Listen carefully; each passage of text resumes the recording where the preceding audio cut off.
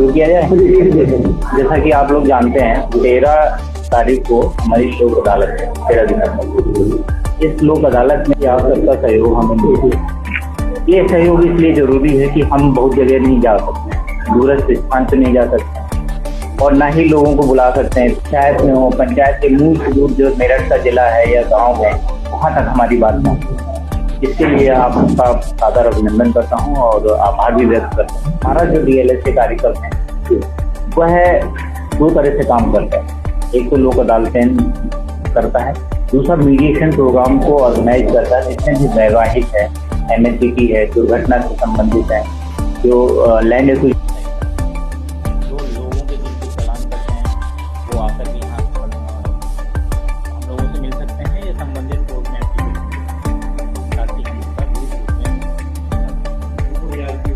बहुत ज़्यादा। जैसे 8,000 का चालान है, आप हेलमेट वगैरह लिखा है, 10,000 लिखा हुआ है तो वो तो 10,000 है। जहाँ लिखा है तक 10,000 तक, यानी वो आपका उसमें 100 रुपये भी लग सकता है, 10 रुपये भी लग सकता है। तो जहाँ नियम दिया गया है या कानूनी ये बात दी गई है कि इतना लगेगा, वहाँ तो उतना ही लगेगा। लेकिन जहाँ न्यायालय को डिस्क्रिप्शन है वहाँ आपका बहुत सस्ते वकील की ज़रूरत है, न किसी व्यक्ति की ज़रूरत है। आपका कोई व्यक्ति हो या खुद आप हो तो एक एप्लीकेशन संबंधित कोर्ट में दायर कर और उनसे लिख दीजिए कि ये मेरा जुर्माना है, ये उसकी कॉपी लगा दीजिए। कभी कभी ऐसा होता है आरटीओ के काटे हुए चालान न्यायालय में नहीं पहुँचते, वो प्री लिटिगेशन का मैटर रहता है, वो वहाँ भी डिसाइड होते हैं, तो उनको भी कोर्ट कर सकती है। वो चालान 3-4 दिन पहले आप जमा करा दीजिएगा तो उस पर कोर्ट रिपोर्ट मंगा लेगी और वो चालान वहाँ आरटीओ ऑफिस से आप यहाँ न्यायालय में पहुँच जाएगा। तो जो नहीं आया हुआ चालान है वो भी आ जाएगा, इसका मतलब वो भी। और जो ऋण लिया हुआ है उसका चुकता नहीं हो रहा है, या इंस्टॉलमेंट दिया है तो थोड़ा कम हो गई तो उन्होंने फाइन कर दिया, या उसकी रिकवरी जारी हो गई, ये सारे मामले यहाँ डिसाइड। आपका कहना सर कि इसमें कोई अपील नहीं जाएगा, जो कि डिसाइड हो गया वो फाइनल, यहाँ का जो जजमेंट है, ये ऑर्डर है, वो अंतिम निर्णय माना जाएगा। इसके विरुद्ध ना अपील रिवीजन कहीं नहीं जा सकते आप, अंतिम रूप से डिसाइड। और इवन एक फायदा और है जो मैंने अभी पहले बताया, ये जो आप शुल्क देते हैं ना, कोर्ट फीस, अगर आपका केस चल रहा है वहाँ पे और आपने उसमें कोर्ट फीस लगा रखी है, ऑलरेडी लगती है, बिना कोर्ट फीस के मुकदमा दर्ज ही नहीं होता, तो वो कोर्ट फीस भी आपको वापस मिल जाएगी। इसका ये भी, इसके अतिरिक्त बैंक के बहुत सारे मामले, इसमें आप लोगों को फोकस करेंगे। बहुत सारे मुकदमे हैं, लोन लिए हैं लोगों ने ग्रांट पे, आपका ये मुकदमा जैसे 3 लाख 4 लाख है, इसमें लिमिट होती है। बैंक मैनेजर की लिमिट 2 लाख तक है, आरएम की 10 लाख तक है, उससे ऊपर हाई वहाँ जाते हैं लखनऊ में, तो वहाँ और अधिक मात्रा के हैं। तो हम तीनों जगह कंसर्न करते हैं। अभी पिछली बार हमने एक मुकदमा डिसाइड किया 6 लाख का, वो 3 लाख में डिसाइड किया।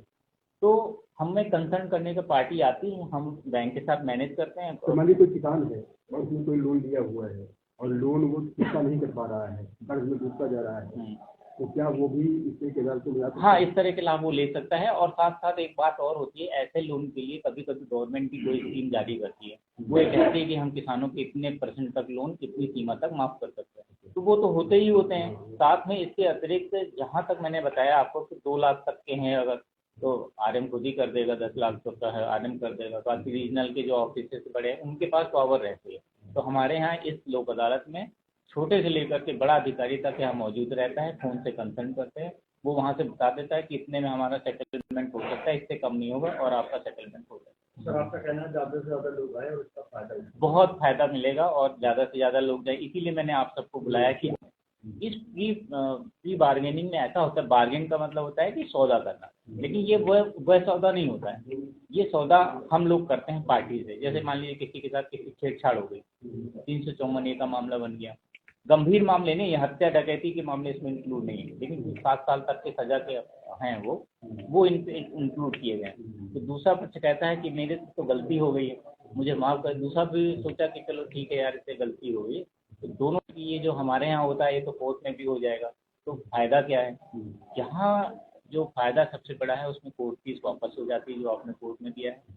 दूसरा ये जो यहाँ से डिसाइड होने वाले बात हैं, इसकी ना तो अपील होता है ना रिवीजन होता है, और अंतिम जो है रिट ही लाई करती है जो सुप्रीम कोर्ट और हाई कोर्ट। कहने का तात्पर्य ये है कि यह जो न्यायालय का निर्णय है, जिस न्यायालय का निर्णय है वो अंतिम होता है और पक्षकार भी सुखी रहते हैं।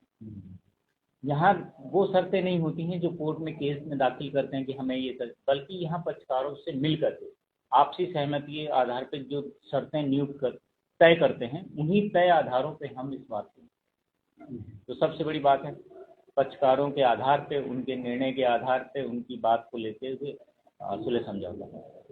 अब एक और बड़े बात है जो यहाँ पर पेंडिंग है, बहुत सारे बात यहाँ पेंडिंग है जो ट्रैफिक चालान से संबंधित, बहुत सारे लोगों के चालान कट जाते हैं, आए दिन चालान कट जाते हैं। ये चालान इसमें भारी मात्रा में डिसाइड हुए हैं, 44,000 45,000 पिछली बार डिसाइड हुए थे।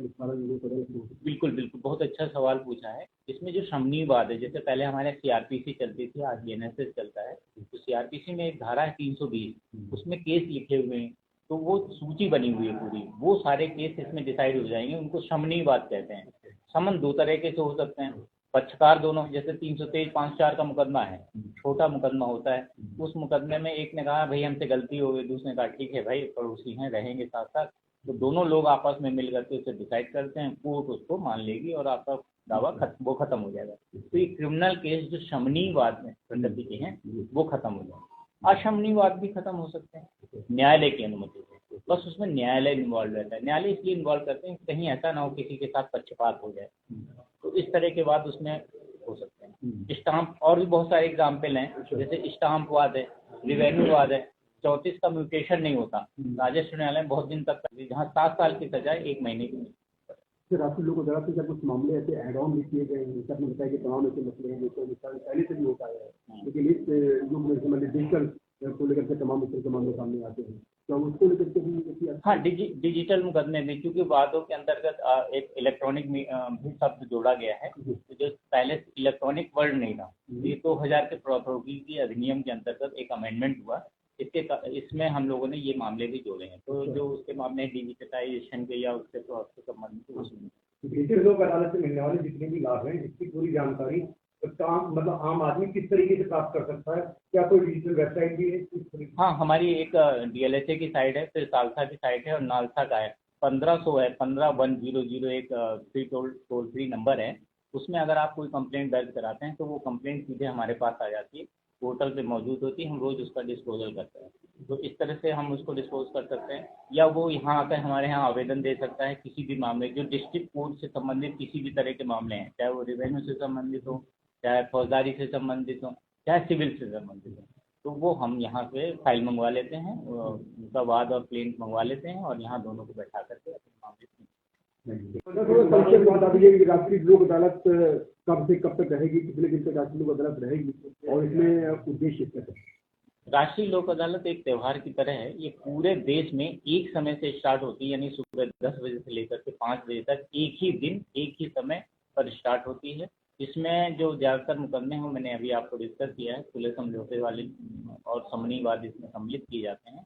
विभिन्न नेचर के, जैसे सिविल नेचर के हैं, राजस्व के हैं, फौजदारी वाद हैं, ट्रैफिक चालान जो अभी थोड़ी देर पहले डिस्कस हुए हैं, वो सारे इसमें चालान होते हैं। इसका महत्वपूर्ण लाभ वही है कि इसमें कोर्ट फीस वापस हो जाती है, लोग खुशहाल रहते हैं और कोई पैसा नहीं लगता, अंतिम रूप से निर्णय होता है और जो है ना अपील ना रिवीजन। तो आप लोगों से अपील करेंगे कि राष्ट्रीय लोक अदालत का लाभ उठाएं और अपने जो वाद है फुल, हाँ, वो डिसाइड कर रहे हैं, निःशुल्क डिसाइड कर रहे हैं। सर, ये डिजिटल फ्रॉड के जो मामले आजकल ज़्यादा बढ़ रहे हैं, तो डिजिटल फ्रॉड के जो मामले हैं उनको भी इस राष्ट्रीय लोक अदालत में सुनते हैं? यहाँ पे नहीं, उसको बताते हैं, ऐसा है कि उसके लिए एक अलग से थाना बना हुआ है और उस थाने में डिजिटल के जितने भी मामले हैं वो FIR दर्ज होती है।